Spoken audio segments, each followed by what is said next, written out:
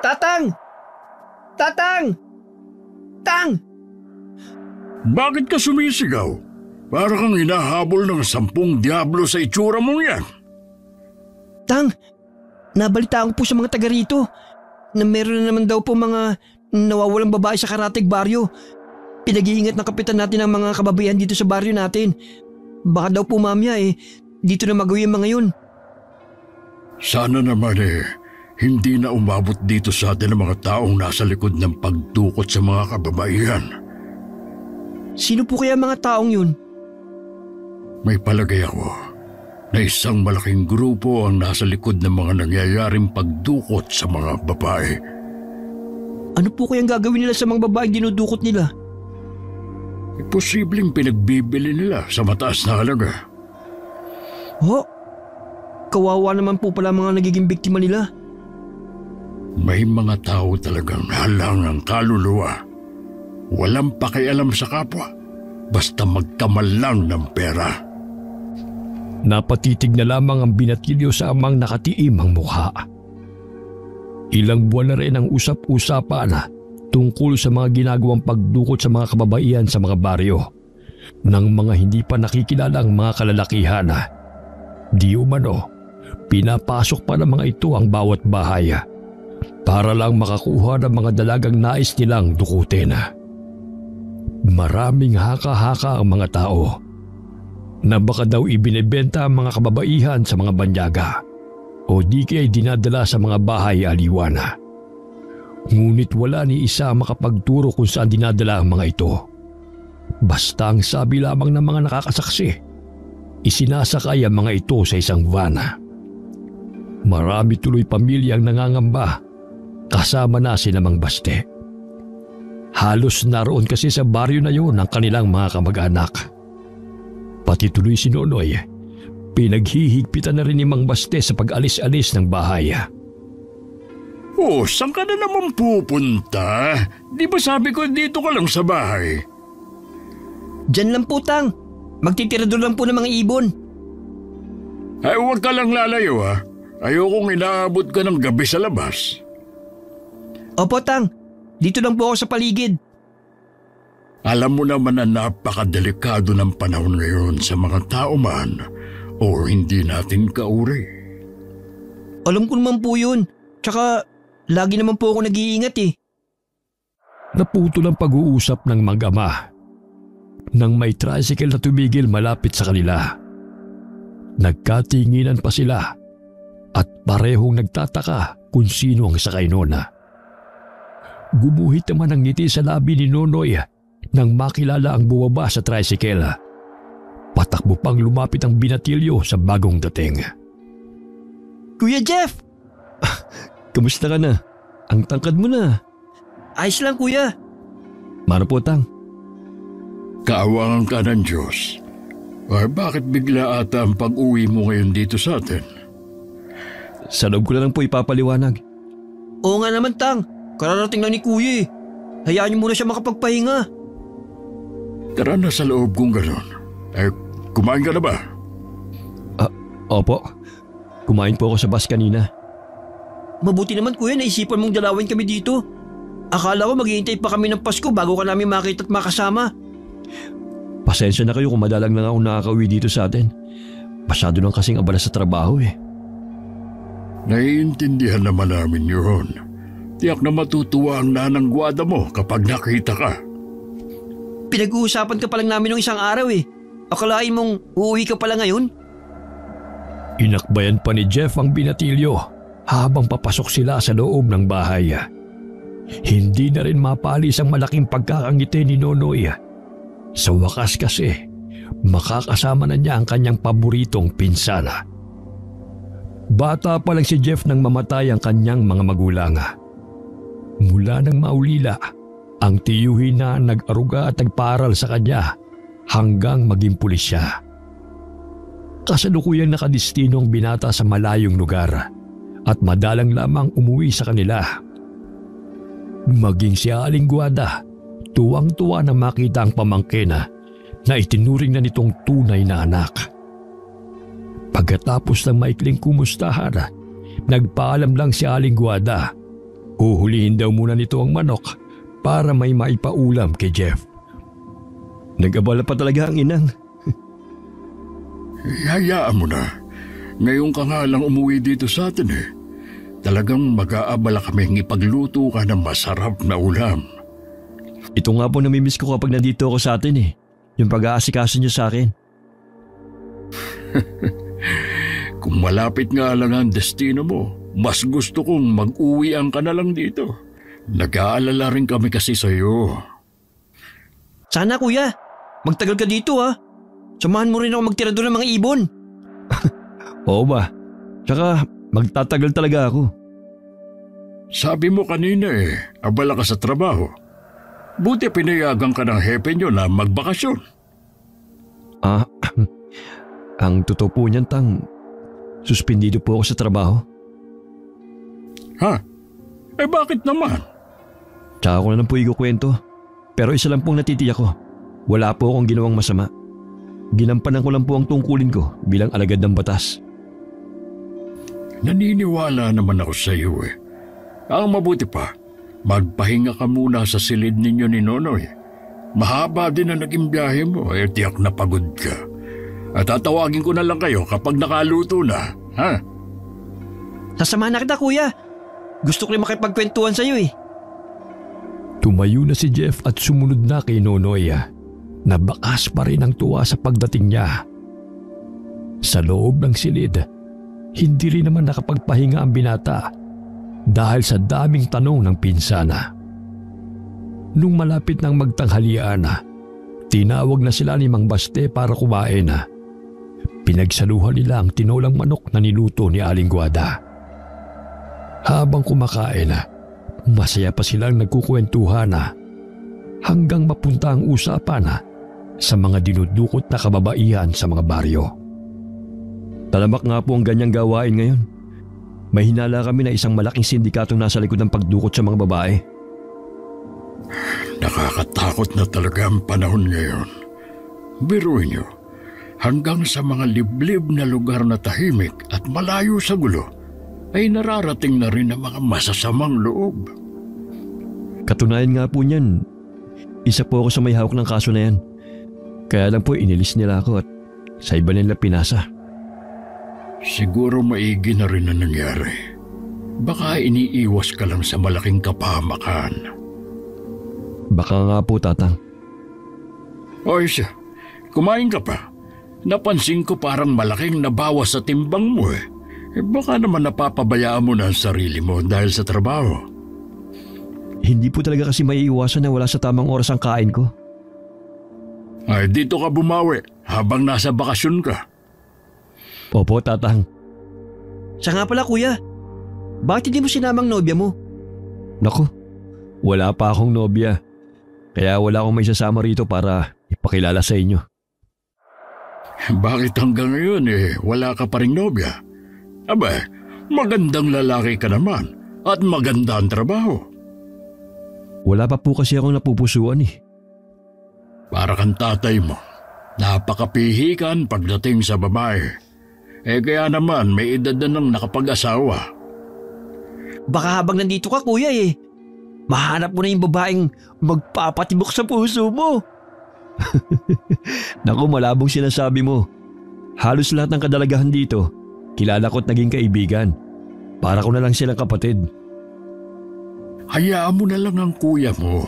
Kung talagang may babaeng nakalaan sa kanya, mismong tadhana ang maglalapit sa kanilang dalawa.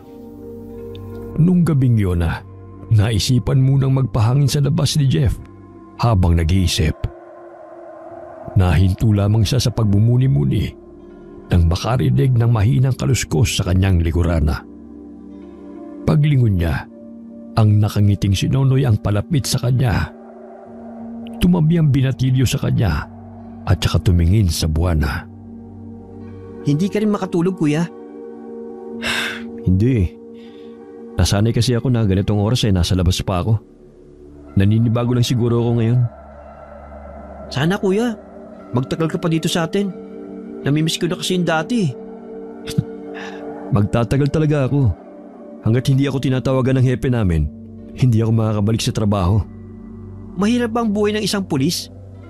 Oo. Pero kung nasa puso mo ang paglilingkod, magiging madali lang sa'yo yun. Bakit mo nga pala tinatanong? Wala naman. Huwag mong sabihin na gusto mo rin maging pulis. Hindi Hindi naman kasi ako kasing tapang mo, kuya eh. Pero gusto ko rin sana. Kasi iniidolo kita noon pa. Hindi naman kailangan maging matapang sa lahat ng oras eh. Basta may puso ka sa pagtulong. Sa totoo lang, kuya, hindi ko pa alam kung ano ang gusto kong kunin na kurso eh.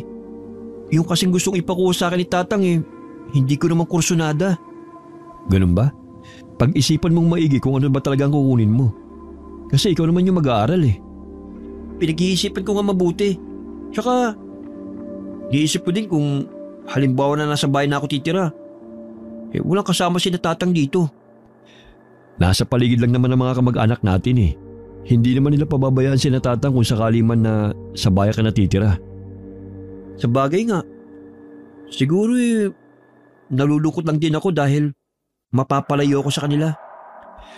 Maliit na sakripisyo na hindi mo sila makakasama para sa magandang kinabukasan mo. Yun nga ang sabi ni Tatang at Inang sa akin eh. Ayaw din daw nila akong lumaki na walang tinapos. Tama naman sila eh. Tignan mo ko, iginapang nila ang pag-aaral ko dahil ayaw nilang manatili lang ako sa baryo natin. Maswerte nga tayo dahil ganyan sila mag-isip. Ay, oo nga. Lagi ko lang isa sa isip na sila magiging inspirasyon ko para makapagtapos ako ng pag-aaral. Ganyan dapat. Lumalabing na dito. Tara na, pumasok na tayo sa loob. Inakbayan pa ni Jeff ang binatilyo habang papasok sila ng bahay. Ngunit bigla din siyang napahinto sa paglalakad. Nagpalinga-linga siya sa paligid. Pero wala naman siyang naaaninag. Nagtataka naman na nakatitig sa kanya ang pinsan. Ngumiti na lamang siya rito at pumasok na sila sa loob. Kanina pa natutulog ang mag-asawa. Dahil sa probinsyang yon, nasanay na sila na di pa man kalat ang dilim sa labas. Nakasara na ang lahat ng bintana.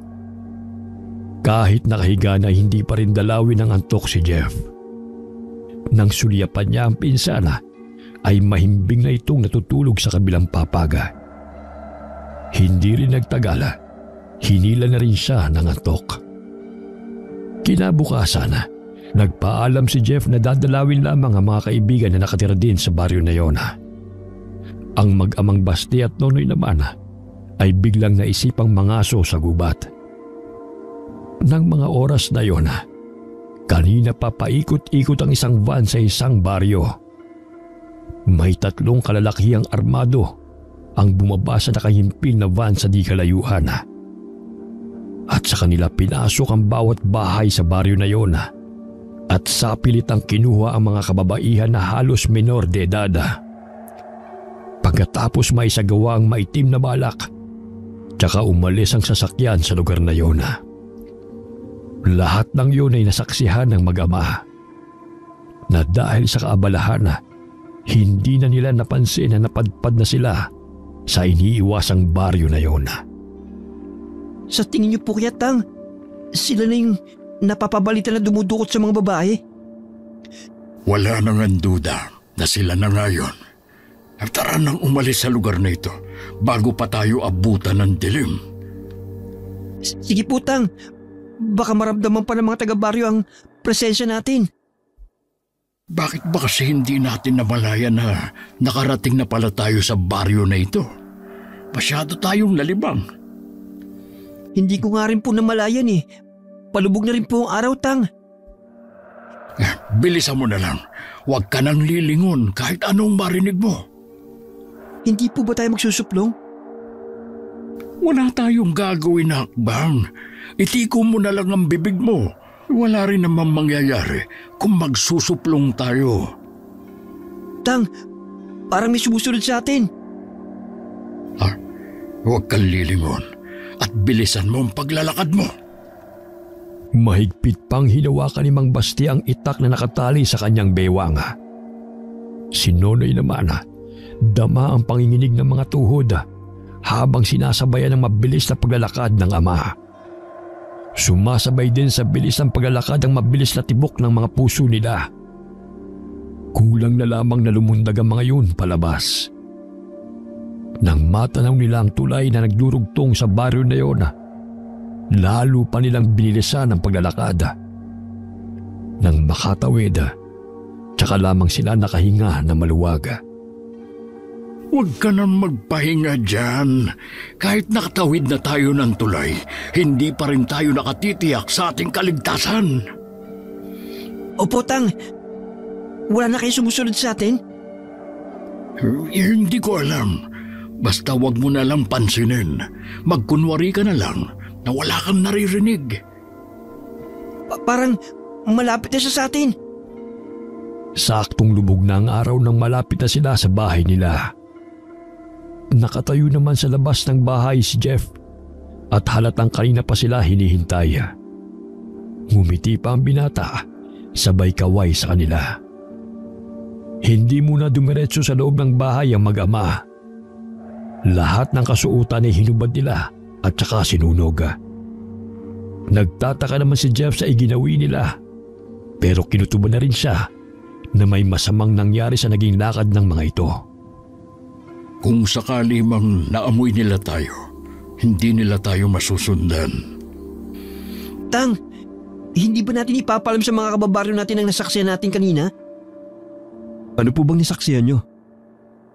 Kasi nakita namin ang isang grupo na dinukot ang mga babae sa isang baryo. Ibig sabihin, dito naman sila naghahasik ng lagim? Bukas na bukas din ay ipapaalam ko sa mga kababaryo natin na nakita namin para mabigyan sila ng babala. Maiba po ako. Bakit kailangan nyo sunugin ang mga damit nyo? Ano po ba nangyari sa pangangaso nyo? Para hindi masundan ang amoy namin ng mga aswang. Pasensya na po, Tang. Hindi ko po maintindihan ang ibig nyo sabihin eh. Ang grupo ng mga kalalakihan ay sa baryo Maluto dumukot ng mga babae. Ho? Sa baryo na yun sila nanggaling? Oo, doon sa iniiwasan at kinatatakutang baryo na yun. Paano naman po kayo napadpad sa baryo na yun? Hindi lang namin namalayan ni Nonoy na malapit na pala kami sa lugar na yun. Nawili kasi kami ni Tatay sa pagsulod sa isang baboy ramo.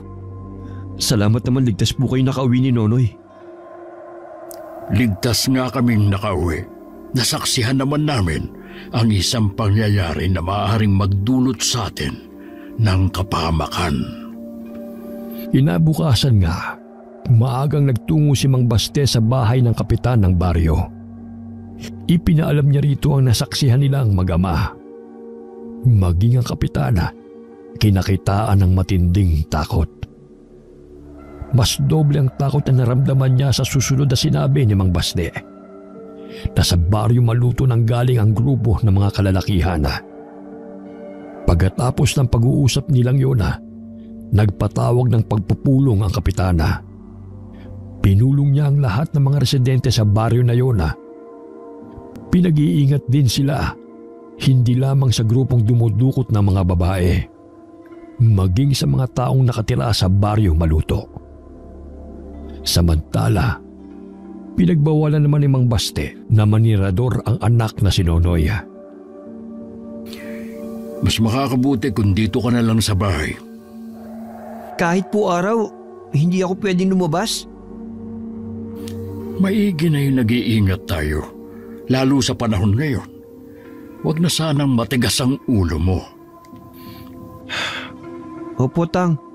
Hanggang dito na lang po ako sa bakuran natin. Ay, siya nga pala. Hindi ko yata nakikita ang Kuya Jeff mo. Umalis po siya kanina eh. Pero babalik din naman daw po siya kagad bago dumilim. Sinabi ba niya kung saan siya pupunta? Hindi po eh. Pero tingin ko po, importanteng lakad niyang yun. Mabuti na rin na nandito ang Kuya Jeff mo. Kung sakaling may sumalakay sa atin na alagad ng dilim, panatag ang loob ko dahil nariyan siya. Saktong 5:00 ng hapon, dumating na si Jeff sa bahay. Nang mga oras na yon ay nakapagluto na si Aling Guada ng kanilang hapunan. Nasa labas kasi ang kanilang banggirahan. Kaya sa labis na takot, Maaga nang nagluluto ng hapunan ng babae. Noong gabing yun, hindi mapakali si Nonoy. Maalinsangan kasi ang panahon na tila uulan na. Hindi rin siya dalawin ng antok, kaya bumangon na lamang siya. Natigilan naman siya nang makarinig ng tila mga pabalik-balik na yabag sa labas ng bahay nila. Pinakiramdaman niya yon ng maigi. Doon niya natiyak na yabag ngayon ng paa. Bahagya niyang iniawang ang bintana at saka sumilip sa labas. Ganun na lamang ang takot na naramdaman niya nang makita ang isang malaking aso. Kasing itim ng gabi ang balahibo nito at namumula ang mga mata. Bago pa siya makagawa ng ingay, natakpan na ni Jeff ang kanyang bibig. Hinintay muna nilang makaalis ang nilalang na nasa labas na natitiyak nilang hindi pangkaraniwan. Ang laki namang aso nun. Hindi yun aso. Natitiyak kong isa yung aswang. Sabi na nga be. Anong gagawin natin kuya? Baka naamoy nila kami ng aksidente kami nakapasok sa baryo nila. Huwag ka matakot. Hindi basta-basta makakapasok sa loob ng bahay natin ang aswang na yan. At isa pa, may alam ang tatang sa mga pangontra sa kanila. Tiyak na hindi ako makakatulog dito. Pilitin mo pa rin matulog. Huwag kang mag-alala. Babantayan kita. Salamat kuya. Mabuti lang nandito ka ngayon. Kahit pa paano nawala ang takot ko. Ngayon lang ba may umaligid na aswang sa bahay niyo? Ngayon lang. Ito nga ang unang beses na nakakita ako ng aswang eh. Dati kasi naririnig ko lang sila. Kailangan natin mag-iingat. Lalo na kayo ni Tatang. Baka nga naamoy kayo at nasundan dito sa bahay. Baka kayo talagang sadya nila. Kailangan malaman to ni Tatang. Ipagpabukas mo na lang. Mahiga ka na lang ulit at matulog ka na. Baka nagpapahinga na rin sila. Nahiga na muli si Nonoy sa kanyang higaan. Nagdasal muna siya bago ipinikit ang mga mata. Kinabukasan, isang balita ang gumimbal sa buong baryo. Ang kapitan nila'y natagpuang wala ng buhay sa mismong silong ng bahay nito. Ayon sa nakakita sa kapitana, lasog-lasog ang katawan nito at hindi na halos makilala ang mukha dahil dinurog ang ulo nito. Wakwak din ang tiyan nito at nawawala ang mga laman loob. Hindi kaya yung nakita natin kagabing may gawa nun kay Kapitan? Yun din ang naiisip ko eh. Baka naghanap na lang siya ng ibang bibiktimahin nang mabigo siyang pasukin ang bahay natin. Ano ba ang pinag-uusapan yung dalawa? Kasi po Tatang, kagabi may nakita po kaming aswang sa labas ng bahay natin. Ano ka mo? Aswang? Hindi maganda ang kutob ko sa nangyayari. Ngayon lang kasi nangyari na dito sila ng biktima. Kailangan natin masabihin ng mga residente dito na magdoble ingat sila, lalo na sa gabi. Sige, kakausapin ko ang tiyuhin yung kagawad. Babanggitin ko rin sa kanya ang nakita niyo kagabi. Tiyak na tayong punteriya ng aswang na yun. Nakakalungkot lang na may ibang nadamay. Posible din ang sinasabi mo. Napakabait pa naman ang kapitan natin at maaasahan sa lahat ng oras. Wala na po tayong magagawa pa. Mag-ingat na lang po sana ang lahat ng mga kababaryo natin.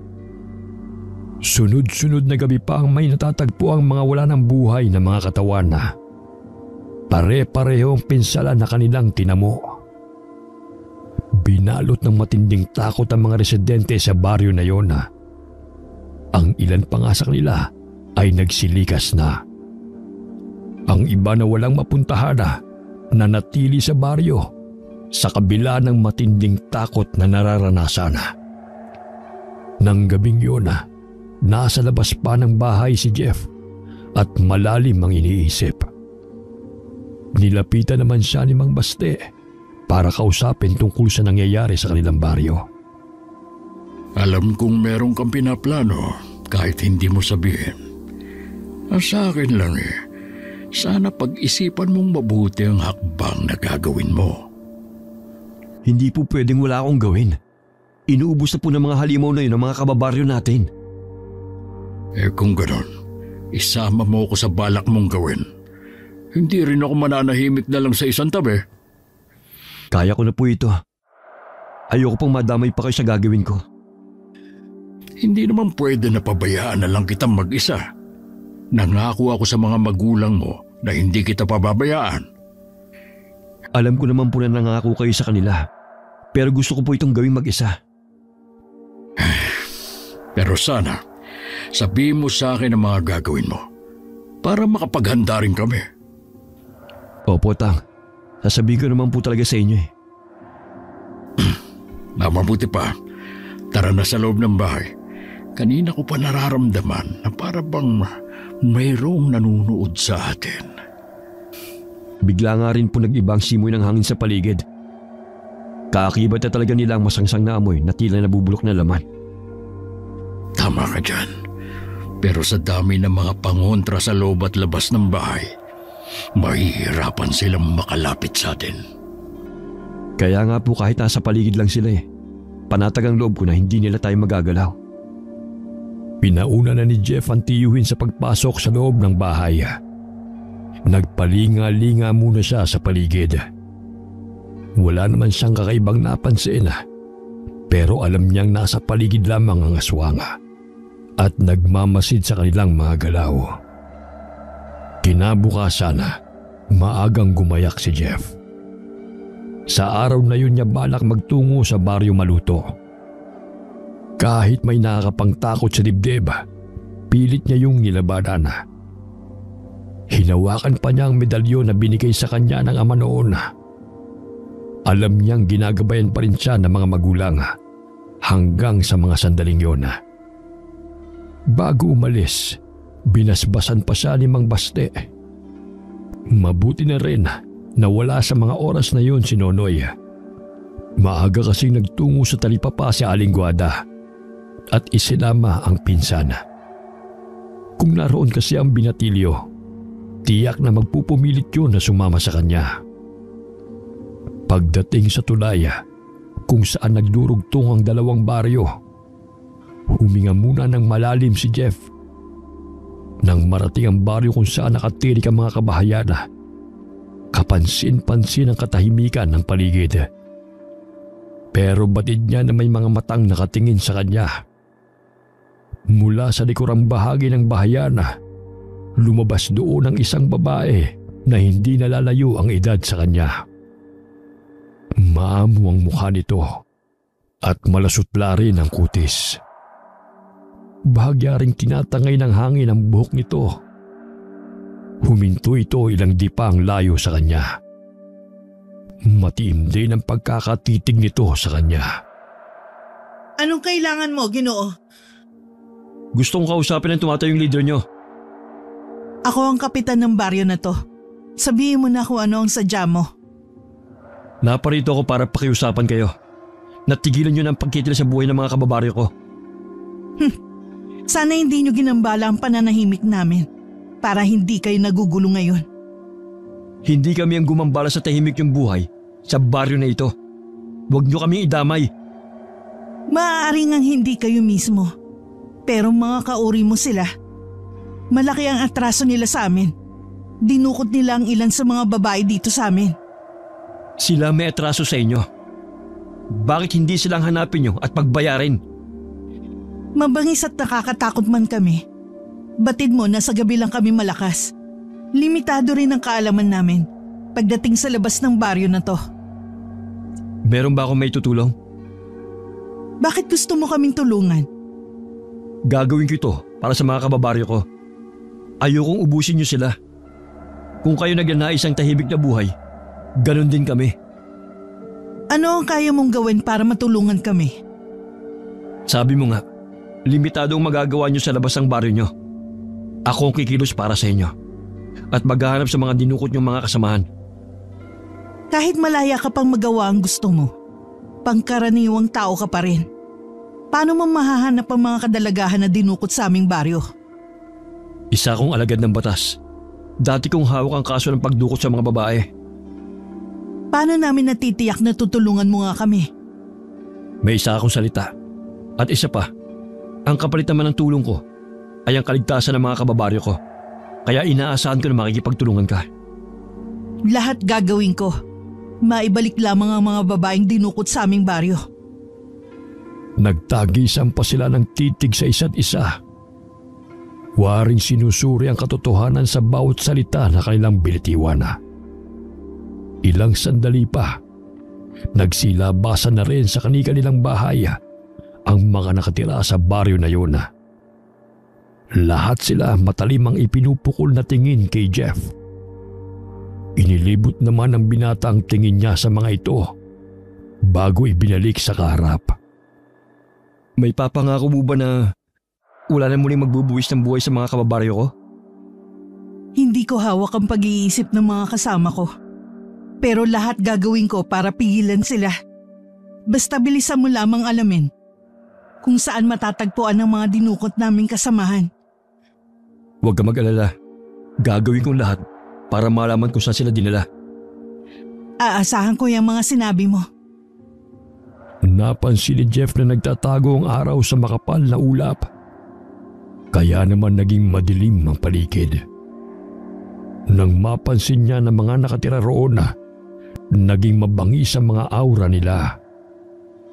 Nang tignan niya si Hera, kalmado pa rin ito, hindi katulad ng mga kasama. Tumungo si Jeff at saka humakbang paalis sa baryo na yon. Balak sana siyang sundan ng 3 kalalakihan nang pigilan sila ni Hera. Pagdating niya sa bahay, nag-aabang na sa kanya si Mang Baste. Agad na umaliwalas ang mukha nito nang makita siyang paparating. Ano nangyari? Nakausap ko po ang kapitan ng baryo Maluto. Gusto nilang maibalik ang mga kasama nilang dinukot. Kapalit ang katahimikan ng baryo natin. Parang imposible naman ang hinihingi nilang kapalit. Hindi po, Tang. May mga nakalap na rin naman po akong impormasyon tungkol sa grupo na yun dati. Doon ako mag-uumpisa. Magsabi ka lang kung kailangan mo ng tulong. Nandito lang ako. Mabuti pong wag na lang po kayo makialam. Dumito na lang po kayo sa bahay. Ito lang ang pakatandaan mo. Huwag ka pa rin magtitiwala sa kanila. Iba silang mag-isip kesa sa atin. Tumango naman si Jeff sa sinabi ng tiyuhin. Hindi rin niya maiwasan na mapabuntong hininga habang nakatingin sa kawalan. Para namang tukso na biglang lumitaw ang imahe ng babaeng nakausap niya kanina. May panghihinayang din na hindi niya inadam ang pangalan nito. Ipinilig na lamang niya ang ulo at saka kinuha ang mga envelope na dala niya nung umuwi siya roon. May mga kasamang litrato yun nakuha ng kasamahan niya na napatay sa enkwentro. Ang kasama niya ang mas pursigido na matunto ng grupong dumudukot sa mga kababaihan para ibenta sa mga parukyano. Dahil okupado siya sa pagtitig sa mga litrato na nasa harapan, hindi na niya namalayan ang paglapit ni Nonoy. Bago pa niya mapigilan ang binatilyo, nahawakan na nito ang isang litrato. Sino mga to, kuya? Sila yung mga nawawalang babae na hinihinala na dinukot at ibinenta sa mga dayuhan para pagkakitaan. Ang babata pa nila, tsaka ang gaganda. Tama ka. At sinira lang ng grupong yun ang kanilang kinabukasan. Kuya, kapag kailangan mo ng tulong, magsabi ka lang sa akin Tutulong ako sa abot ng aking makakaya. Pareho kayo ni Tatang ng sinabi. Pero masyado ka pang bata para sumali sa ganitong operasyon. Ang mabuti pa, tulungan mo na lang ang nanay mo. Hindi na po ako bata musmos. Tsaka, gusto ko talaga makatulong sa'yo O sige, mapilit ka Sasabihan na lang kita.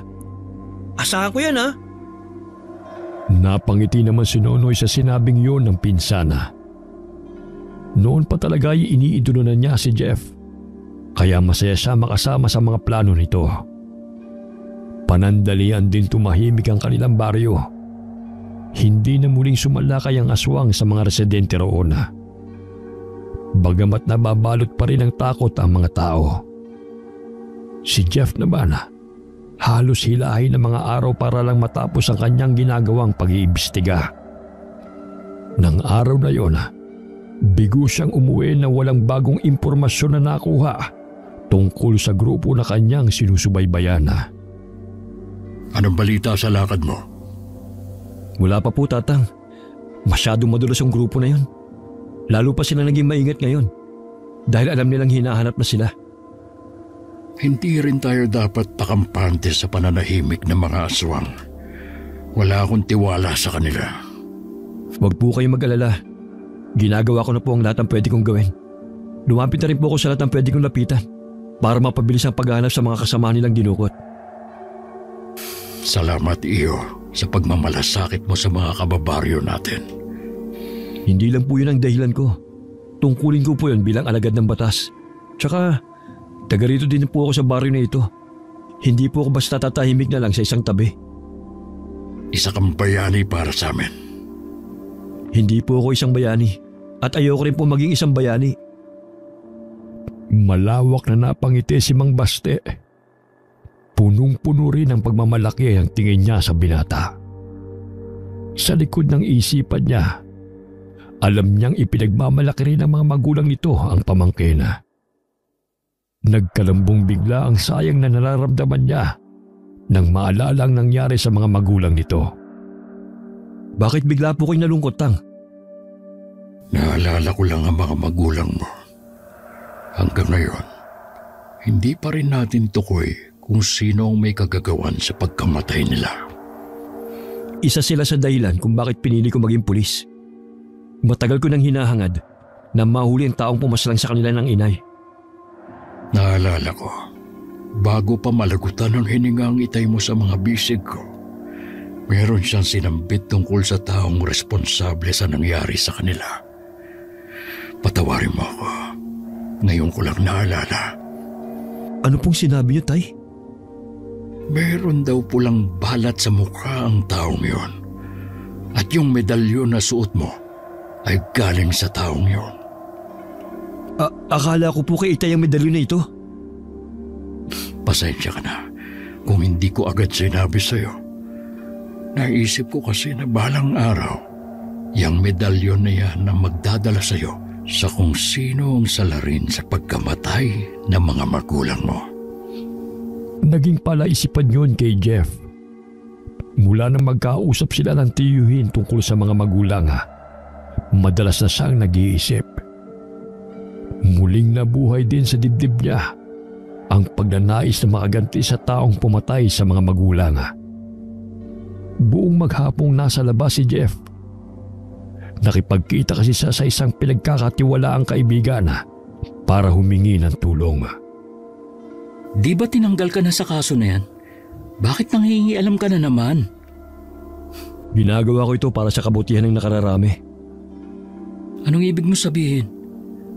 Mabuti nang hanggang dito lang ang nalalaman mo. Ayokong pati ikaw madamay. Pambihira ka naman. Parang hindi tayo magkaibigan yan eh. Higit pa sa kaibigan ng turing ko sa'yo. Para na rin kitang kapatid. Kaya nga hanggat maaari, mabuti na yung wala kang alam. Okay, sabi mo eh. Huwag ka na magtampo. Hindi ako nagtatampo. O paano, mauna na ako sa'yo. Susunduin ko pa kasi si Missy sa bahay ng mga magulang niya. Mag-iingat ka ha. Salamat ulit dito sa impormasyon na ibinigay mo. Malaking tulong to sa ginagawa kong pag-iimbestiga. Wala yun. Mag-iingat ka rin sa pag-uwi mo ha. At ingatan mo yung mga binigay ko sa'yo. Samantala, sa isang mansyon kung saan dinadala ang mga babaeng dinudukot ng isang grupo, maririnig ang mga iyakan ng mga babae. Bawat pasilyo ay puro mga nakapinid na pinto ang makikita. Napapaligiran din yun ng maraming bantay. Nakatayo ang mansyon sa pinakamataas na gulod na kung saan matatarik ang ibabang bahagi. Maririnig din sa paligid ng malalakas na hampas ng mga alon. Mahirap puntahan ang lugar na yun dahil sa matarik na daan paakyat. Ang tanging paraan para makarating sa tuktok ay ang helikopter na siyang naghahatid sa mga parokyano na bumibili sa mga babae. Mula sa malayo, tanaw ni Jeff ang sinasabing mansyon na nakatirik sa mataas na gulod. Ayon sa nakuhang impormasyon, doon dinadala ang mga babaeng dinudukot ng isang grupo. Dahil sa pagmamanmana, hindi niya namalaya na kadatnang dilim sa paligid. Nang mapagtantong gabi na, nagmamadali na siyang umuwi. Habang daan, hindi niya maiwasan ang kabahan. Kanina pa kasi siya nakakaramdam na may sumusunod sa kanya. Sa biglang paglingon, doon tumambad sa kanya ang isang aso na hindi pangkaraniwan ang laki. Mapupula ang mga mata nito at kumislap pa ang dalawang pangil nito nang tamaan ng liwanag ng buwan. Inilabas ni Jeff ang baril na nakasuksok sa kanyang bewang. Pero bago pa siya makapagpaputok, mabilis na siyang nasunggaban ito at nakagat sa braso. Napaigik na lamang siya sa sakit. Nang paputukan niya muli ito, nagawa pa nitong iwasan ang bala ng kanyang baril. Maliksi ang kilos nito at nahihirapan siyang puntiryahin. Nang malapit na muli ito, sa kanya hinugot ng patalim at saka inundaya ng aswang sa leeg. Umangil ito ng malakas pero nagawa pang tumakbo palayo. Hawak ang braso na may sugat, umuwi siya sa bahay. Nandito na si Kuya Jeff! Ano nangyari sa'yo? Nakainkwentro ako ng isang aswang habang pauwi ako. Ano ka mo? Akala ko ba may kasunduan kayo ng kapitan ng mga aswang? Bakit ka inatake ng kauri niya? Tama po kayo. Hindi sila maaaring pagkatiwalaan. Pero hindi dapat nila ginawa yan sa'yo. Ikaw lang ang tumutulong sa kanila. Mamaya niyo na po siya kausapin, Tang. Gamutin niyo na po si Kuya Jeff. Oo nga. Pasensya na. Si Aling Guada na naglinis ng sugat ni Jeff. Habang kumuha naman ng mga halamang gamot si Mang Baste na ipinantatapal sa sugat ng binata. Malalim ang kagat sa braso ng binata. Bumakat pa sa balat nito ang mga pangil ng aswang na umatake rito. Hindi rin maipinta ang mukha nito dahil sa matinding kirot na dulot ng sugat niya. Inaapoy na rin siya ng lagnat. Naaawa naman si Nonoy habang pinagmamasdan siyang pabiling-biling sa higaan.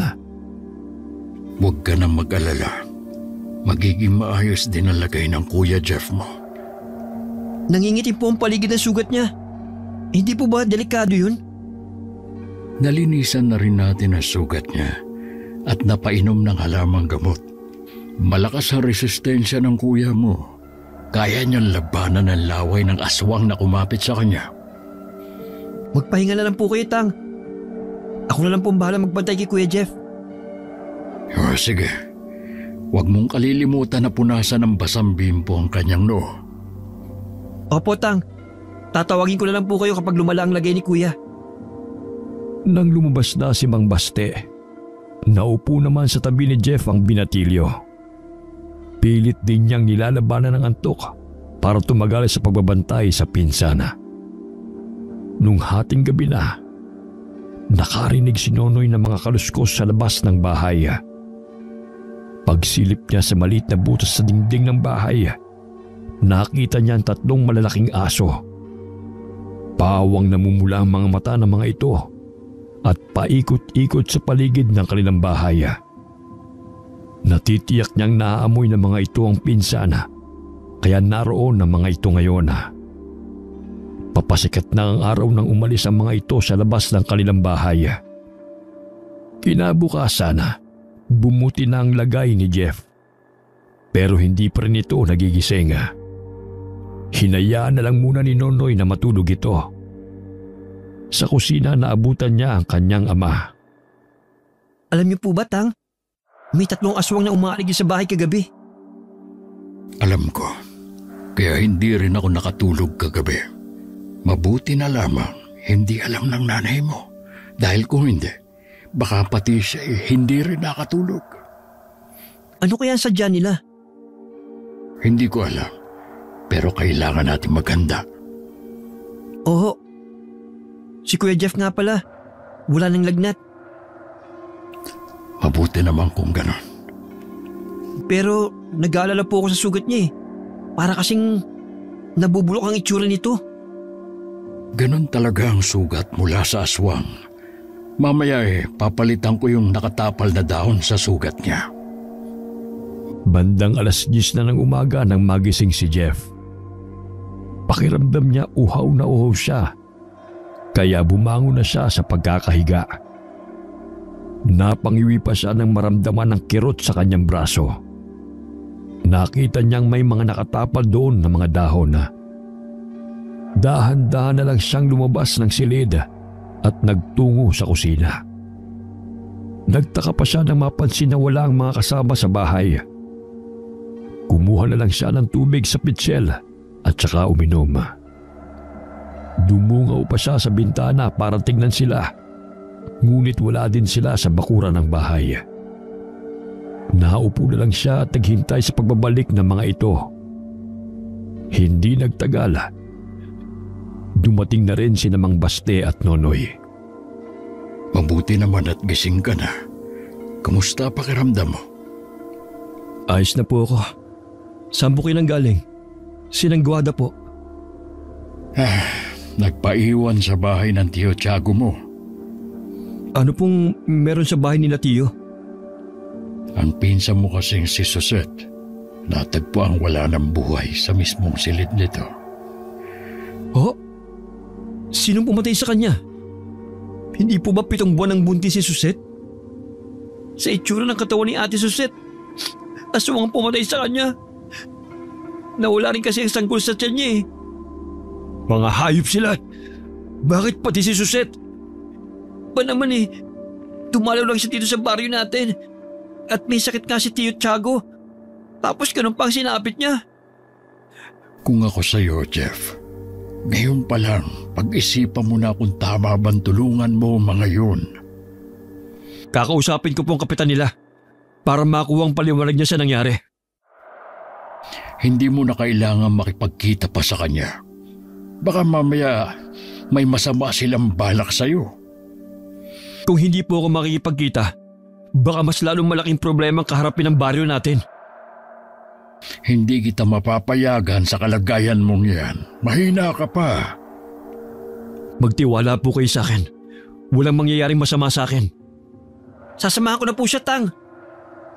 Hindi maaari. Delikado ang pagpunta doon. Ni isa sa inyo, walang pwedeng pumunta. Nagkatinginan na lamang ang magpinsana. Nang araw na yun, kahit hindi pa ayos ang lagay, pinuntahan ni Jeff ang bahay ng tiyuhin. Pagdating doon, naroon na ang selyadong kabaong ng pinsana.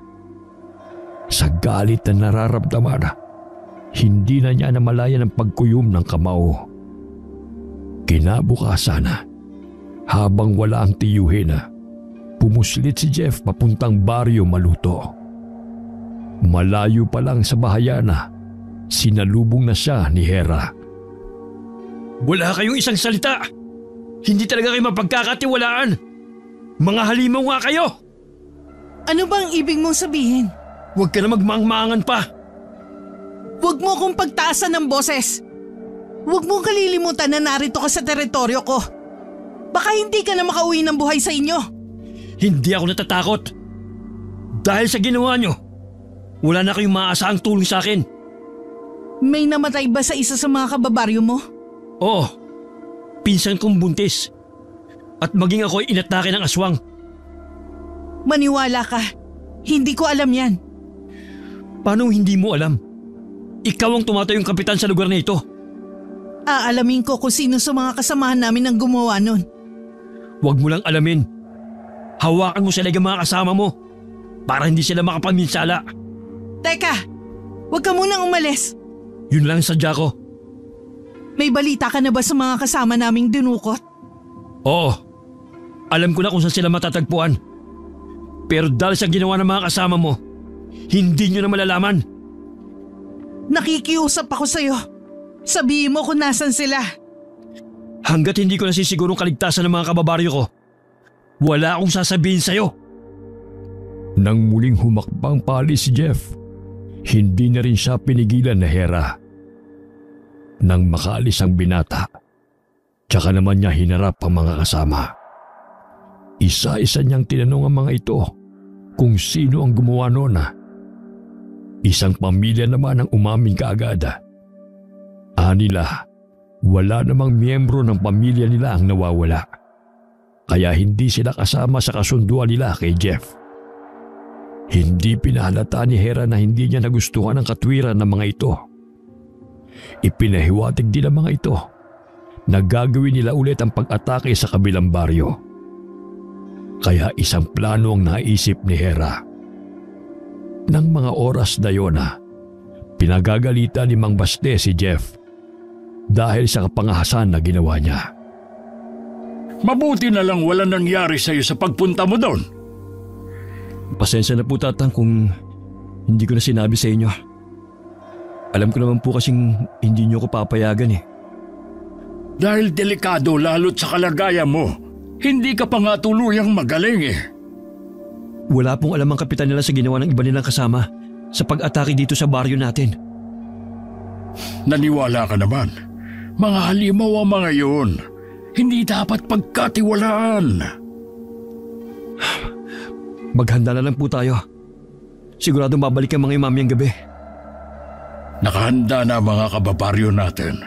Kahit nababalot sila ng takot, handa na silang harapin ang mga aswang na aatake sa baryo natin. Tutulong din po ako. Dumito ka na lang sa bahay. Hindi mo pa kakayanin ang lumaban. Hindi rin po ako matatahimik kung sakaling magkukulong lang ako dito sa bahay. O sige, pero dapat dito ka lang lagi sa tabi ko. Napilitan na lamang na sumang-ayon sa kanya si Mang Baste. Naisip niya na baka may gawin na naman ang binata kapag hindi niya pinayagan. Ang bawat bahay ay pinalibutan ng mga pangontra. Mahigpit din pinagbilinan ng mga residente na pagsapit ng 6 ay kailangang wala nang lalabas ng kani-kanilang tahanan. Nung bandang hapon na, isang panauhin ang bigla na lamang sumulpot sa kanilang bahay. Hindi na naitago pa ni Jeff ang pagkabigla at pag-aalala para dito. Mukhang hindi ka natutuwa na dinalaw kita dito Hindi naman sa ganun. Kaya lang wrong timing kasi yung pagpunta mo rito eh. Bakit? May ginagawa ka bang mahalagang bagay? Wala naman, kaya lang malapit nang gumabi. Yun ba? Ayos lang kahit gabihin ako. Dala ko naman yung motor ko eh. Hindi mo ko naiintindihan eh. Delikado kung aabuti ka ng gabi sa baryo namin. Ano ba kasi meron dito sa baryo nyo? Bakit delikado? Ang mabuti pa, pumasok ka na muna sa loob ng bahay. Alam mo, habang papunta ako dito sa baryo nyo, para palang paraiso tong sa inyo. Kahit saan ako tumingin puro luntian na nakikita ko. Mukha lang paraiso ang lugar namin, pero may malagim na lihim. Lalo ako naguguluhan sa iyo eh. Pwede pakipaliwanag nga. Ram, hindi ka dapat nagpunta pa rito sa amin. May umaatake kasi mga aswang sa baryo namin. Marami na silang biktima. Ha? Aswang? Totoo ba talaga ang mga nilalang na yun? Oo, hanggang ngayon nabubuhay pa rin sila. Naku, dapat pala umalis na ako ngayon bago ako abutan ng gabi sa daan. Hindi na kita papayagang umalis pa. Baka may masama pang mangyari sa'yo kapag pinayagan kita. Dito ka na lang magpalipas ng gabi. Baka kayanin ko pa makalabas. Mabilis naman ang motor ko Tsaka, hihintayin ako ng misis ko. Dito ka na lang magpalipas ng gabi. Kahit ngayon lang. Ilang minuto na lang kasi palubog ng araw. Pasensya ka na, Jeff hindi ko kasi alam.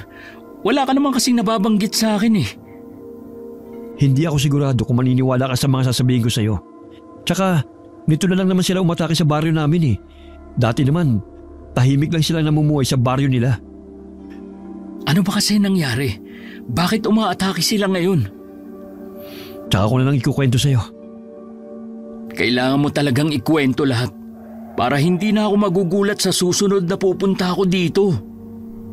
Sabay pa silang napatingin sa labas ng bintana. Palubog na nga ang araw ng mga sandaling yon na hindi maikakaila kay Rama ang takot na nararamdaman ng mga sandaling yon. Kaya lang naman siya nagtungo roon para makita ang kaibigan at malaman ang tinitirhan nito. Noon pa kasi, nagtataka siya kung bakit tila iwas itong magpapunta ng kaibigan sa baryo nito. Ngayon alam niya na ang dahilan nito. Mainit namang tinanggap ng mag-asawang Baste at Guada si Rama. Gayun din si Nonoy na hinunta kaagad ng bisita. Dapat pagdadalaw ko dito sa amin sa umaga, hindi yung pahapon na. Hindi ko kasi alam eh. Gusto ko lang sana kasing sorpresahin ang pinsa mo. Hindi ko alam na ako pala masusurpresa. Tahimik naman dati ang baryo namin eh. Nagsimula lang naman umatake yung mga aswang nung dukutin ng mga babae sa baryo nila. Sa amin sila naghihiganti. Nabanggit nga ni Jeff ang bagay na yan. Ngayon alam ko na kung bakit porsigido siyang mahuli ang grupo na yon. Sana nga mahanap na sila. Nakakaawa din ang ibang biktima nila eh. Huwag ka mag-alala. Alam na rin namin kung saan dinadala ang mga babaeng dinudukot nila. Kailangan lang namin ng magandang plano. Salamat naman pala kung ganun. Marami pang napag-usapan ng dalawa. Unang paghaharap pa lamang nila, magaan na ang loob nila sa isa't isa. Naliwanagan na rin si Ram sa lahat ng mga naglalarong katanungan sa kanyang isipan. Habang lumalalim ang gabi, pare-pareho silang hindi mapakali ng mga sandaling yon. Ang mag-asawa'y nagpaalam ng papasok sa kanilang silid. Naiwan naman ang tatlong lalaki sa sala. Sa di kalayuan, maririnig ang isang alulong. Nagkatinginan pa silang tatlo bago tumayo si Jeff para sumilip sa labas ng bahay. May nakita ka ba sa labas? Oo, nandyan lang sila sa labas. Anong gagawin natin? Baka pasukin tayo dito sa loob ng bahay. Nonoy, ikaw na munang bahala rito. Anong gagawin mo? Lalabasin ko lang sila. Aalamin ko na kung anong kailangan nila. Hindi ka ba natatakot? Baka mamaya pagkalabas mo agad kang sunggaban at lapain. Tama si Kuya Ram. Nakalimutan mo na bang sinabi ni Tatang?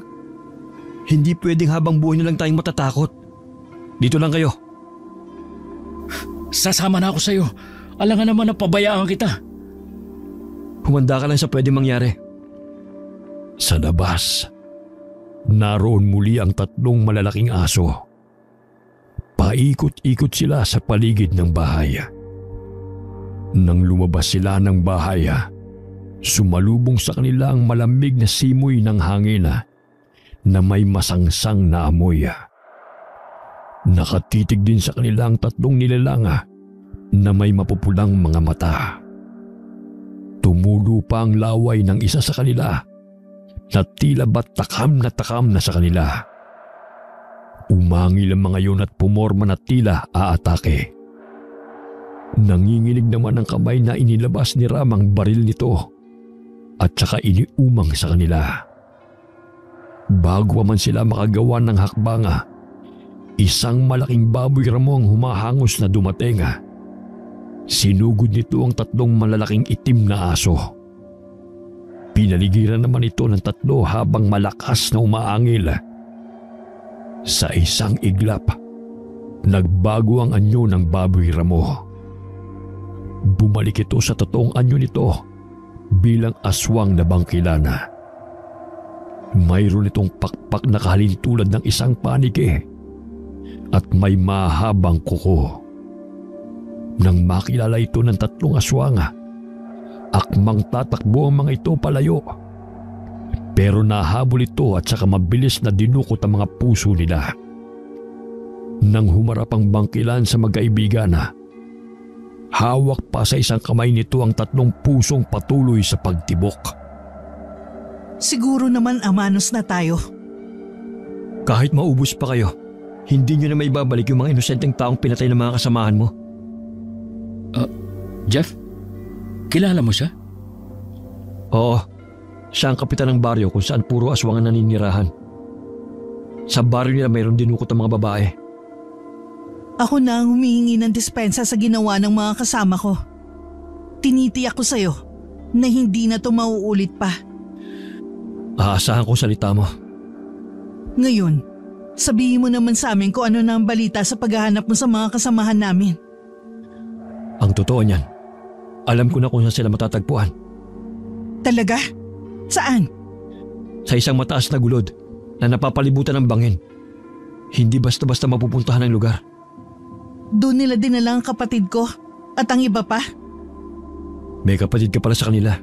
Ngayon alam ko na kung bakit gano'n ang kasidhiyang pagnanais mong mahanap sila. Kahit hindi pa nila kasama ang kapatid ko, hahanapin ko pa rin sila bilang tumatay yung leader ng aming baryo. Hindi ko sila maaaring pabayaan. Pwedeng makisabat. Kung aswang kayo, sa tingin ko madali para sa inyo na puntahan ng lugar na yon kumpara sa aming mga pangkaraniwang tao lang. Kahit saang lupalop pa yan, pupuntahan namin. Kailangan lang namin ng eksaktong lugar. Sa palagay ko, malaking tulong ang magagawa nyo kung sasama kayo sa operasyon. Sasama talaga kami. Sabihan nyo lang ako kung kailan. Hindi na hinintay ni Hera na makasagot ang isa sa kanila. Agad na rin siyang umalis sa lugar na yon. Nasundan pa siya ng tingin ni Jeff. Nananatiling blanko ang ekspresyon ng mukha. Lingid sa kanila. Narinig at nakita lahat ni Mang Baste ang nangyari. Ang akala ko kapag sinabing aswang, mga nakakatakot ang mga itsura. Bakit ang isang yun parang Diyosa sa ganda? Isa siyang bangkilan. Oh? Nandiyan po pala kayo? Bangkilan po? Ano pong klaseng aswang siya? Sila ay mga magagandang dilag mula sa hanay ng mga kadatuan. May kakayanan silang mag-anyong aso, baboy ramo, ibon, o kahit anong nilalang ng dilim. Higit din silang nakatataas kumpara sa ibang uri ng aswang. Hindi na nga ako makahinga kanina habang pinapanood ang ginagawa niya. Huwag kayong magpapadala sa angking ganda niya at husay. Ginagamit din nila yon para makapanlin lang sa kanilang bibiktimahin. Ganun po ba? Ay, mabuti pa pumasok na tayo. Naghanda ang asawa ko ng kape. Tsak naman daw kasing hindi na tayo makakatulog nito. Kinabukasan maagang umalis si Rama. Sa kabila ng karanasan nito, gusto pa rin bumalik ng lalaki sa baryo nila. Nagpahayag din ito ng kahandaan sa gagawin nilang misyon sa pagliligtas sa mga babaeng dinukot. Nang makaalis ang kaibigan, umalis naman si Jeff papuntang kabilang baryo. Agad siyang sinalubong ni Hera. Mukhang nawiwili ka ng pumunto sa baryo namin Gusto lang kita makausap. Tungkol ba sa sinabi mo kagabi? Oo. Ano mang oras, pwede na tayong pumunta sa sinasabi ko siyang pinagdalan ng kapatid mo at ang iba pa. Hindi mo na kailangan samahan pa kami. Kaya na namin yun ng mga kasama ko. Sapat na ang mga naitulong mo. Kailangan ko rin sumama. Dahil nakaatang sa akin ang paghuli sa taong nasa likod ng pagdukot sa mga babae. Kung ganon, bahala ka. Siya nga pala, tinitiyak ko sa'yo na magiging madugo ang pagpunta natin doon. Napatango na lamang si Jeff. Hindi niya kasi alam kung ano ang sasabihin. Ilang sandali pa, nagpaalam na rin siyang aalis. Habang naglalakad palayo, ramdam pa ng binata ang nakasunod na tingin ng babae. Pagdating sa bahay, kinuha niya ang baril na nakatago. Pinakatitigan niya yun. Napasukan siya sa ganong ayos ni Nonoy. Kuya, nakita ko galing ka sa baryo ng mga aswang. Anong ginawa mo ron?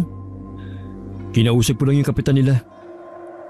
Alam mo, hindi ko akalain na meron palang ganong kagandang aswang. Huwag kang magpapalin lang sa ganda niya. Aswang pa rin siya at kumakain ng tao. Hindi ko naman yun nakakalimutan. Hindi ko lang maiwasan na humanga.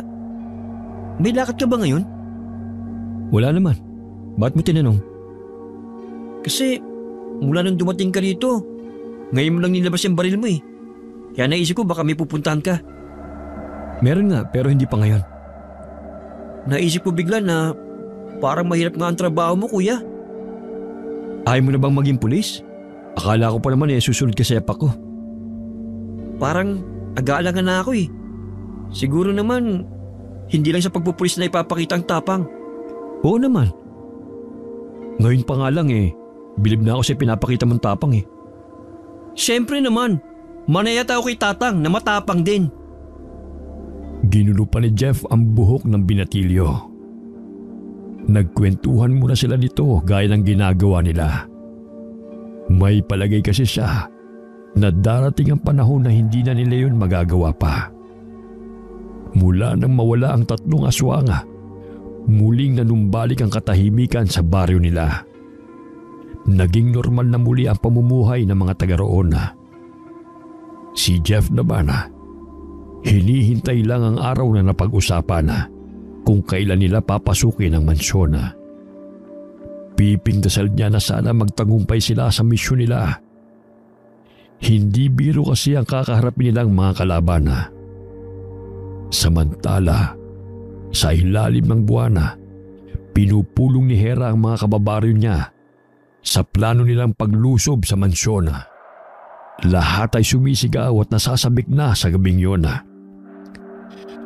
Dumating ang sandaling pinakahihintay ng lahat. Sa ibaba ng gulod ay naroon ang lahat. Hindi maiwasan ni Jeff ang kilabutan sa nakikitang tanawin sa paligid. Daan-daan kasing aswang ang kasama nila. Nasa iba't ibang kaanyuan ng mga ito. Handa ka na ba? Oo naman. Isa lang sana ang pakiusap ko. Huwag niyong idamay ang iba pang bihag ng grupo. Huwag kang mag-alala. Alam na ng mga kasama ko ang gagawin nila. Sa mga bantay pa lang, tsak na mabubusog na sila. Hindi na nila kailangan pang idamay ang iba pang bihag. Salamat naman kung ganon. Hindi ba sasama ang kaibigan mo sa atin? Hindi na. Dito na lang siya maghihintay. Pagkatapos kaya ng misyon natin ito, magkikita pa kaya tayo? Bakit mo naman naitanong? Wala naman. Basta ko na lang naisip na itanong. Sa gitna ng kanilang pag-uusap, isang wakwak ang lumapit sa kanila. Nakatingin yun kay Jeff. Bahagya pang napatras ang binata sa biglang pagsulpot nito sa kanilang harapan. May katangian ito na katulad ng isang ibon. Bago pa maisip ni Jeff kung ano ang binabalak nito, mabilis na nitong dinagit ang kanyang balikat at saka inilipad pataas. Napasigaw na lamang siya sa gulat. Pagtungo ni Jeff sa ibaba, mabilis na umaakyat ang mga aswang na para bang baliwala lang sa mga ito ang matatalas na nakausling mga bato.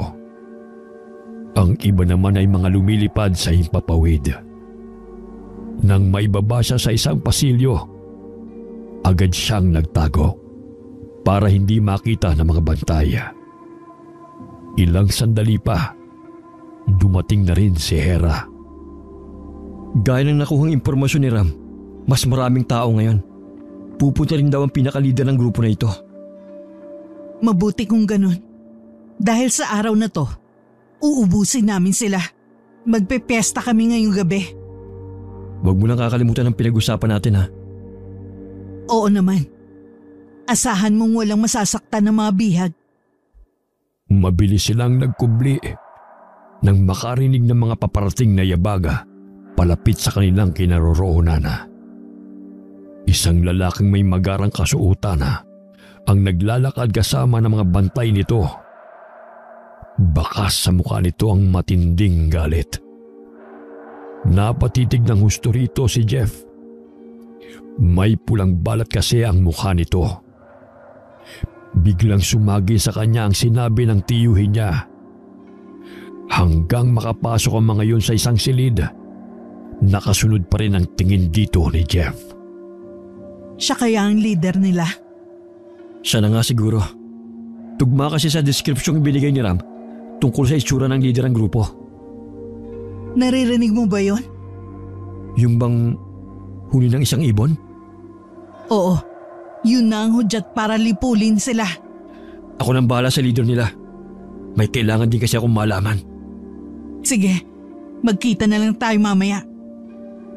Ilang sandali pa, maririnig na sa buong paligid ang sari-saring ingay na nagmumula sa angil at sigawan ng mga tao. Kabi-kabila rin ang mga putok ng mga baril. Si Jeff naman, nang makitang lumabas ang mga bantay ng lalaking may pulang marka sa mukha, pumasok siya roon habang nakataas ang baril. Nagulat pa ang lalaki sa bigla niyang pagpasok. Tinanggal niya ang kwintas at saka ipinakita sa lalaking namumutla sa takot. Nang oras na yon, nasagot na rin ang katanungan kung sino ang pumatay sa kanyang mga magulang. Yun ang lalaki sa kanyang harapan. Hindi pa man niya naipuputok ang baril. Agad na itong pinagpiestahan ng mga aswang na hayok sa laman. Nakaririnding sigaw nito ang maririnig sa apat na sulok ng kwarto na yon. Tumalikod na lamang siya at saka hinanap ang iba pang mga bihag. Nadaanan pa niya ang mga nagkalat na mga lasog-lasog na katawan sa bawat pasilyo. Malapit sa may hagdana, abala naman si Hera sa pagngasab sa biktima nito. Iniiwas na lamang ni Jeff ang tingin dito. Gaya ng sinabi ni Hera, nagpiesta nga sila. Dahil sa dami ng mga kinain nilang karne ng tao. Sumisilip na ang haring araw nang bumalik sa dating anyo ang mga aswang na kasama ni Jeff. Nailigtas na rin nila ang mga bihag na babae. Napasulyap si Jeff sa papalapit na si Hera at sa babaeng kasama nito na may bahid pa ng dugo sa paligid ng bibig. Siya ba ang kapatid mo? Oo, gusto namin magpasalamat sa'yo. Kung hindi dahil sa'yo, hindi ko makakasama ulit ang kapatid ko. Kagabi tuluyan na siyang naging aswang. Meron lang akong katanungan. Paano hindi nila nagawang tumakas kung mga aswang sila? Hindi pa sila ganap na aswang nang dukutin sila ng mga lalaking yun. Wala rin ako at ang iba pang matatandang mga aswang sa baryo namin noon. Kaya madali silang nakuha. Malinaw na sa akin ang lahat. Kailangan na nating umalis. Salamat muli sa tulong nyo. Wala yon. Ginawa lang namin ang mga tungkulin namin. Nang makaalis ang grupo ni Hera, pinasakay na rin ni Jeff ang nasa 20 babae na pawang mga minor de edad. Tulala pa ang mga ito at nanginginig pa sa takot. Nang magsalita si Jeff, ni isa sa kanila ay walang nagsalita. Matinding trauma ang pinagdaanan nila. Tama ka. Hindi lang sa kamay ng mga dumukot sa kanila, pati sa nasaksihan nila kagabi. Ano ba nangyari? Talaga bang naubos ang mga kalaban? Pinagpiestahan nilang lahat. Walang natira sa kanila. Sana naman wala na akong makainkwentro ng mga aswang sa susunod. Sa wakas matatahimik na rin sila sa baryo nila. Sana wala namang gulo sa kanila.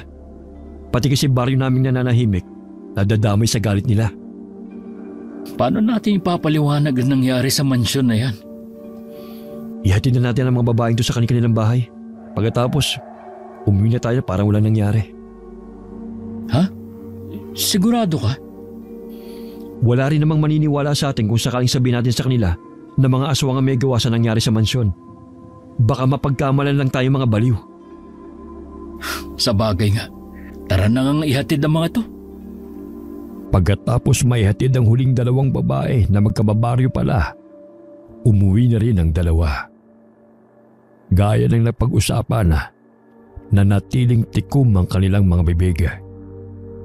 Pagka-uwi ni Jeff sa bahay, masaya siyang sinalubong ng mag-anak na itinuring niya ng pangalawang pamilya. Nabigyan ko na rin po ng hustisya ang pagkamatay ng mga magulang ko. Ibig mo sabihin, dun mo rin natagpuan ang taong pumatay sa mga magulang mo?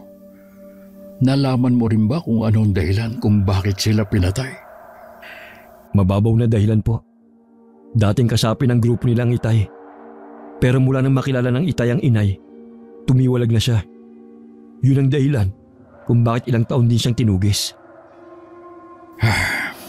Nakakalungkot ang nangyari sa mga magulang mo.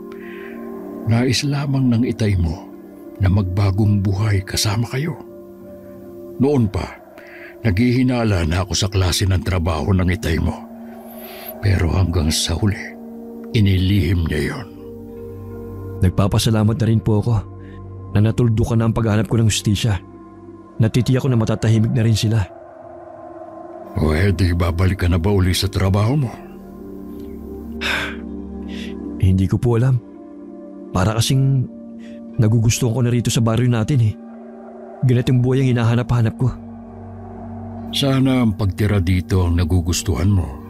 Hindi ang pagkakagusto sa hindi natin kauri. Hindi ko po kayo maintindihan. Kilala kita mula pagkabata. Ayoko lang na masaktan ka sa bandang huli. Kaya ngayon pa lang, supilin mo na ang nararamdaman mo. Napatitig na lamang ang binata kay Mang Baste. Para kasing mayroong ipinapahiwatig ang tiyuhin sa kanya. Nang mga sumunod na araw, naging laman ng balita ang nangyari sa mansyon. Ni isa wala makapagpaliwanag sa totoong nangyari doon. Kalaunan na, nakalimutan na rin ng mga tao ang pangyayaring yun. Wala na rin napapabalita na pagdukot sa mga babae sa iba't ibang lugar. Nagdesisyon na rin si Jeff na hindi na bumalik sa pagiging alagad ng batas at nanatili na lamang sa kanilang baryo. Hindi nagtagal, tinanggap na rin niya ang kapalaran niya na maging aswang. Lalo't nalaman niyang may katugon naman pala ang kanyang nararamdaman. Sigurado ka na ba, Kuya Jeff, na gusto mong maging aswang para sa babaeng yun? Oo, Nonoy. Buo ng desisyon ko sa gagawin ko. Isa kang hangal, Jeff. Naging baliw ka dahil sa pag-ibig. Patawarin mo ko, Tang. Pinilit kong labanan ang nararamdaman ko. Pero mas nanaig pa rin ang pagmamahal ko kay Hera. Pero bakit sa babae pang yun ka umibig? Marami naman dyan na masigit na maganda at kauri pa natin. Hindi po natuturuan ng puso kung sinong iibigin ito. Hindi nga natuturuan pero kaya mong pigilan. Masakit din po sa akin na suwiin kayo.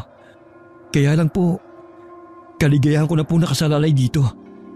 Sana po maintindihan niyo ako. Sana maging masaya ka sa buhay na pinili mo. Tang, sandali lang po. Huwag muna kayong umalis. Hayaan mo na siya, Kuya Jeff. Kakausapin ko na lang siya mamaya. Masyado lang talaga nasaktan ng tatang sa ginawa mong desisyon. Galit ka rin ba sa akin, Noy? Hindi ako galit sa'yo. Mahirap maunawaan ang ginawa mo. Pero naiintindihan kita.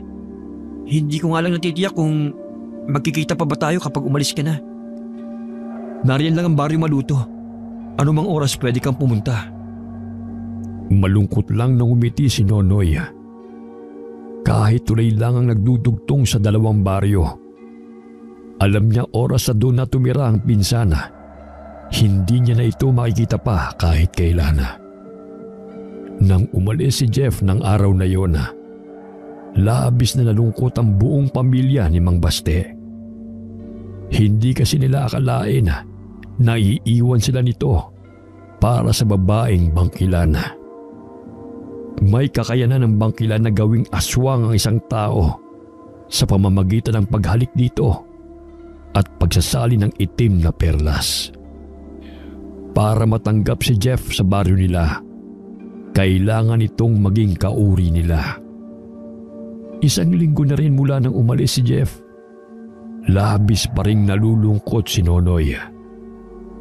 Gustuhin man niyang tumawid sa kabilang baryo, mahigpit naman siyang pinagbabawalan ng ama. Kumusta na kaya si Kuya Jeff? Huwag mo na siyang babanggitin pa kahit kailan. Hindi na natin siya kauri. Ibig lang sabihin, hindi na rin natin siya kapamilya. Nagmahal lang po si Kuya Jeff. Yun lang naging kasalanan niya. Labis lang siya nabighani sa ganda ng babaeng yun. Pero hindi yun tunay na pag-ibig. Kahit ano pa po, wala na po tayong magagawa pa. Nandun na siya sa baryo ng mga aswang. Kaya nga kalimutan mo na siya. Batid ni Nonoy na kaya lamang yun nasabi ng ama dahil nagdaramdam pa rin ito sa pinsana. Nang sumunod na umaga, nagulat si Nonoy nang makita ang tulay na sira na. Nang tanungin niya ang ama, ang tanging sagot nito ay mabuti nang wala nang maging dahilan si Jeff na bumalik sa baryo nila. Samantala, nakarating naman kay Jeff ang nangyari sa tulay. Sinadya di umunong sirain ng tulay para wala ka ng dahilan para bumalik sa baryo ninyo. Matindi pa rin ang tampo sa akin ni Tatang. Naunawaan ko naman siya eh. Pero sana, mapatawad pa rin niya ako. Balang araw matatanggap din nila ang naging desisyon mo. Sana nga. Yun lang nagpapabigat sa kalooban ko. Tuwing naiisip ko na may hinanakit sila sa akin, hindi ako lubusan nagiging masaya. Sabihin mo nga, hindi ka ba nagsisisi na ako ang pinili mo? Hindi. Dahil mahal kita at handa akong talikuran ng lahat para sa'yo. Kung nagkapalit tayo ng sitwasyon, ganun din ang gagawin ko. Handa akong talikuran ng lahat para sa'yo. Ang mabuti pa, pag-usapan lang natin yung nalalapit nating pag-iisang dibdib. Makakaasa ka na lahat makikiisa sa atin. Sa kabilugan ng buwan magaganap ang pag-iisang dibdib natin. Sobrang saya ko. Parang gusto ko nang hilahin ng mga araw. Sa pamamagitan ng seremonyas na ginagawa nila, saksi ang mga nakatira sa baryo na yun at ganun din ang buwan at mga bituin sa langit sa pag-iisang dibdib ng dalawa. Sa paglipas ng mga taon napuno man ng maraming pagsubok ang kanilang pagsasama dahil sa pagiging dating tao ni Jeff. Lahat ng yun ay nalampasan nilang dalawa. Mula rin nang nanirahan si Jeff sa baryo Maluto, nawala na rin siya ng balita sa labas ng baryo. Tuluyan na rin niyang pinutol ang ugnayan niya sa pamilya. Wakas.